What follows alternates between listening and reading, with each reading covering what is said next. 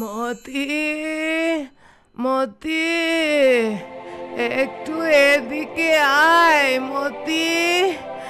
বাবা, একটু এদিকে আয়। বাড়িতে আছিস নাকি বাইরে চলে গেছিস বাবা? এই তো মা, আমি তো বাড়িতেই আছি। বলো কি বলবে? আমি মনে হয় আর বেশি দিন বাঁচবো না রে বাবা। আমি মরার আগে আমার একটা শেষ ইচ্ছা পূরণ করবি বাবা। কি আবল তাবল যে বলো না মা। তোমার নাতি নাতনির বিয়ে না দেখে মরে গেলে হবে? তোর ছেলে মেয়ে তো এখনো অনেক ছোট। আমি কি আর অতদিন বাঁচবো রে? কাল রাতেও যে পেট ব্যথা করছিল, মনে হচ্ছিল যে রাতেই মরে যাব। মহান আল্লাহ দয়া করে আজকের দিনটাকে আমায় আমায় বাঁচিয়ে রেখেছেন। ওরে ওরে।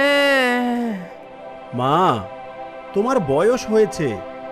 তোমাকে কতবার বলি বাইরের ওসব উল্টাপাল্টা খাবার খেও না, তবু খাবে আর পেট ব্যথায় ভুগবে।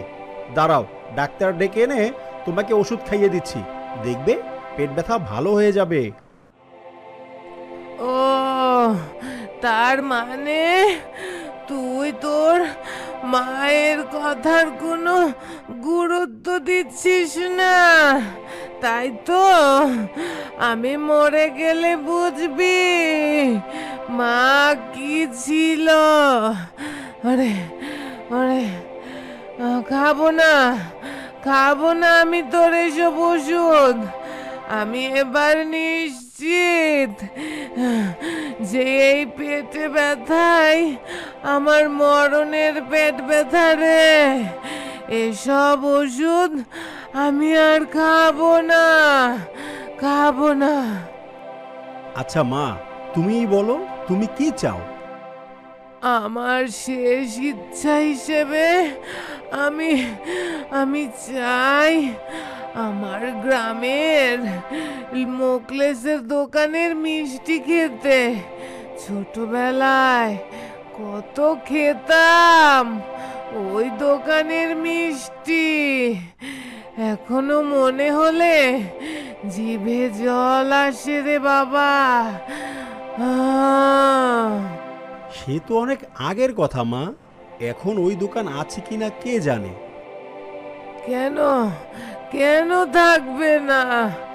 এত স্বাদের মিষ্টি যে দোকানে পাওয়া যায় সে দোকান বন্ধ হবে কেন রে? কত কত বছর হলো আমি গ্রামে যাই না। তোর বাবা বেঁচে থাকতে শেষবারের মতো গিয়েছিলাম। আচ্ছা, ও আল্লাহ, আল্লাহ গো রে।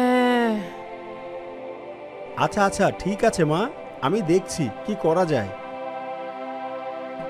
ঠিক আছে, ঠিক আছে বাবা, তুই দেখ অন্য কোনো ব্যবস্থা করতে পারিস কিনা। তবে তবে যা করার একটু তাড়াতাড়ি করিস বাবা। জীবন মরণের তো কোনো ঠিক নেই আমার, কখন যে কি হয়ে যায় আল্লাহই ভালো জানে। আচ্ছা আচ্ছা, ঠিক আছে মা, আমি দেখছি কি করা যায়।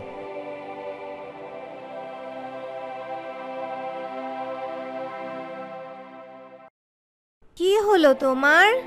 মুখটা এমন শুকনো লাগছে কেন গো আজকে তোমার? আর বলো না, মা বলেছে সে নাকি খুব অসুস্থ আর নাকি বাঁচবে না, তাই সে বায়না ধরেছে তার শেষ ইচ্ছে পূরণ করার জন্য। বলো কি? কি হলো আবার? হ্যাঁ, মায়ের কি হলো? তো তাড়াতাড়ি ডাক্তার ডেকে আনো। তার নাকি পেটে খুব ব্যথা। মা বলেছে এই পেট ব্যথাই নাকি তার মরণের কারণ হবে। তো তুমি এখনো বসে আছো কেন? তাড়াতাড়ি যাও, যে ডাক্তার ডেকে আনো গো, তাড়াতাড়ি যাও। মা ডাক্তার দেখাবেন না, উনি চাইছেন আমি যেন তার শেষ ইচ্ছা পূরণ করি। আমার তো মনে হয় মা এমনি ভুলভাল বকছে, এর আগেও তো কতবার এমন বলল। তা না হয় বলেছে, কিন্তু এভাবে শেষ ইচ্ছা পূরণের কথা তো কোনোদিন বলেনি গো। তার বয়স তো আর কম হলো না। আমার মনে হয় তোমার উচিত মায়ের কথার গুরুত্ব দেয়া আর শেষ ইচ্ছা পূরণ করা। বলা তো যায় না কখন কি হয়ে যায়।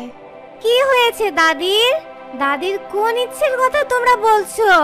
কিছু হয়নি মা, তোমার দাদু শুধু একটু অসুস্থ। তোমরা আমাকে মিথ্যে বলো না। দাদির অবস্থা খারাপ না হলে তোমরা এভাবে দাদির শেষ ইচ্ছার কথা বলতে না। মনির বাবা মনিকে সব কথা খুলে বলল।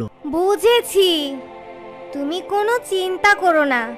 আমি যাব দাদির গ্রামের বাড়িতে, আর তার শেষ ইচ্ছা পূরণ করব আমি। কি বলিস? তুই যাবি? তুই একা একা অত দূর কিভাবে যাবি মা? সারা দিন পার হয়ে যাবে তো।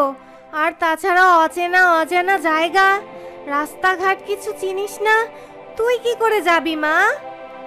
একা একা কেন? জনি তো আছে, আমার ছোট ভাই, ওকে নিয়েই যাব। কিন্তু মা, অচেনা এক গ্রামে একা একা। একা না বাবা, ভাইকে তো নিয়েই যাব, বললাম তো। আর আমি তো এখনো অত ছোট্টটি নেই বাবা। তাও মা, তোরা দুজনই তো ছোট, একা একা কি করে যাবি? আহা বাবা, তুমি অত চিন্তা করো না। এই যাব আর সন্ধ্যার আগেই ফিরে আসব। আমি এখন আর অত ছোট্টটি নেই তো, দেরি করব না। আমার উপর ভরসা রাখো, আমি দাদির শেষ ইচ্ছাটা পূরণ করব বাবা। ঠিক আছে, তুই এত করে যখন বলছিস, আমি তাহলে তোর জন্য পরিচিত এক গাড়ি ভাড়া করে দিচ্ছি, যে তোদেরকে নিয়ে যাবে আবার নিয়ে আসবে। আচ্ছা বাবা, তুমি তাহলে ব্যবস্থা করো। আর জনিকেও তৈরি হতে বলো। আমি যাই, দাদির সাথে একটু কথা বলে আসি। ঠিক আছে, তাহলে যা, আমি সব ব্যবস্থা করে দিচ্ছি।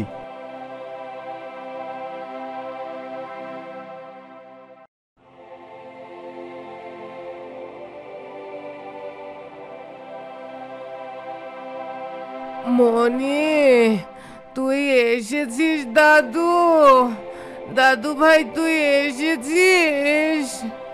হ্যাঁ দাদু, বাবা বলল তুমি নাকি অনেক অসুস্থ, তাই তোমাকে দেখতে এলাম।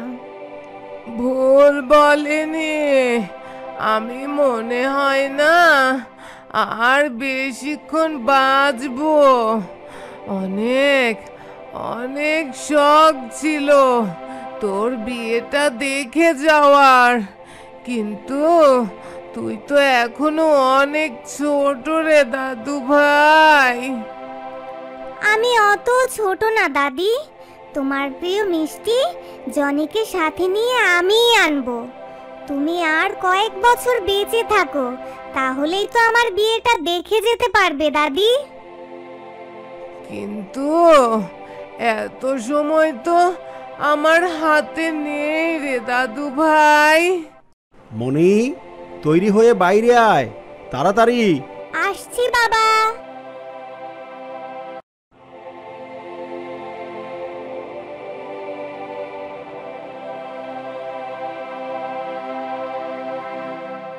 মনি জনিকে নিয়ে ধীরে ধীরে ওই গ্রামে গিয়ে পৌঁছলো।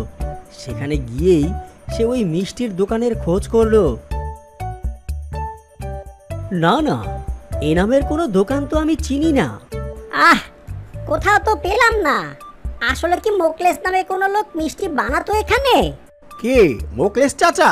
হ্যাঁ, এই নামে অনেক দিন আগে তার একটি মিষ্টির দোকান ছিল, কিন্তু সেই দোকান তো অনেক দিন আগেই বন্ধ হয়ে গেছে। চল বোন চল, বাড়ি ফিরে যাই। কিন্তু দাদুর মিষ্টি না নিয়ে গেলে তো শেষ ইচ্ছা পূরণ হবে না।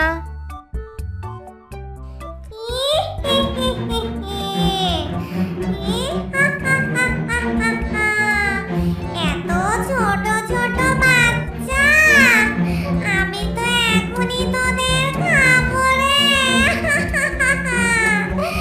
তোদেরকে পেয়েছি আমি, কতদিন মানুষের মাংস পাই না রে, আজ তোদের খাবো আমি। বোন, পেতনি আমাদের মেরে ফেলবে বোন, বাঁচাও বাঁচাও। পেতনি, পেতনি তুমি আমাদের কাছে কি চাও? যেতে দাও আমাদের, আমাদের যেতে দাও। তোদেরকে যেতে দেব, যেতে দিতে পারি এক শর্তে। যদি তোরা মোগলেসের সেই মিষ্টি আমাকেও খেতে দিস, বুঝলি? কিন্তু কিন্তু মোগলেসের দোকান নাকি বন্ধ। তাহলে তাহলে কিভাবে তোমাকে আমরা সেই মিষ্টি খাওয়াবো বলো পেতনি? আমি জানি ওই একই স্বাদের মিষ্টি কোথায় বানায়। আপনি জানেন? তাহলে বলুন। পাশের গ্রামের গফুর মোকলেসের ছোট ছেলে, ও এখন সেই মিষ্টি বানায়। তোরা পাশের গ্রামের গফুরের দোকানে ওই মিষ্টি পাবি, বুঝলি? পেতনি, তোমাকে অনেক ধন্যবাদ। আমরা এখনই যাচ্ছি, আর যাবার সময় তোমাকেও সেই মিষ্টি আমরা খাইয়ে যাব।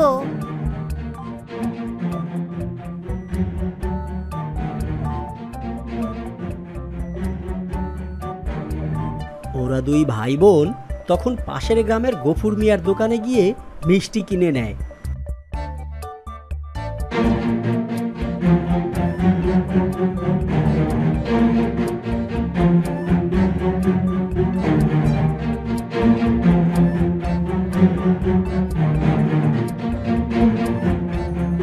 আর ফেরার পথে পেতনিকে মিষ্টি খাইয়ে যায়। বাড়ি গিয়ে মনি দাদুকে মিষ্টি দেয়। দাদু ভাই, মিষ্টি এনেছিস? এনেছিস মিষ্টি? আমার তো যাবার সময় হয়ে এলো রে।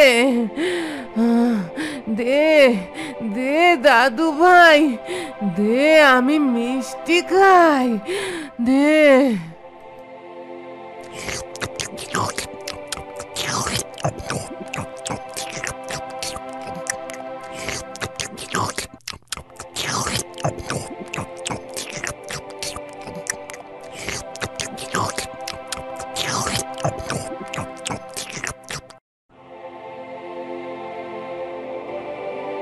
দাদু প্রাণ ভরে মনিরানা মিষ্টি খেলো, কিন্তু মিষ্টি খাওয়ার সাথে সাথেই দাদু মৃত্যুর কোলে ঢলে পড়ল।